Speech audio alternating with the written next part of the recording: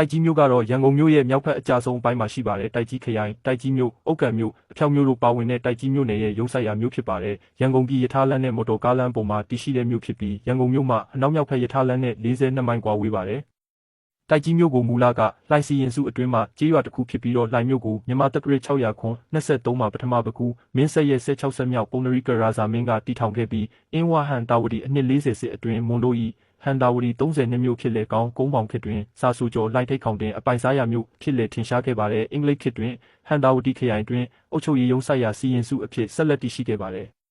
1896ခုနှစ်မှာတော့လမ်းပန်းဆက်သွယ်ရေးအချက်ချာကျတဲ့တိုက်ကြီးပူရာရွာသို့လှိုင်မြို့ပိုင်ရုံအားအပြီးတိုင်ပြောင်းရွှေ့ခဲ့ပြီးနောက်တိုက်ကြီးမြို့ဖြစ်ပြောင်းလဲလာခဲ့ပါတယ်မြို့အနေထားအရမကြီးလာတော့လဲရန်ကုန်တိုင်းဒေသကြီးရဲ့မြောက်ဘက်ဂိတ်တကားဝတပွဲတရှိကနေကျပြီးလမ်းစုံဒေသဖြစ်တဲ့အတွက်ကြောင့်အယောင်းဝယ်စီကားလာပါတယ်ရန်ကုန်မြို့ကိုရေးပေးသောဂျိုးဖြူကန်ကိုတိုက်ကြီးမှာကားလမ်းဖောက်ထားပါတယ်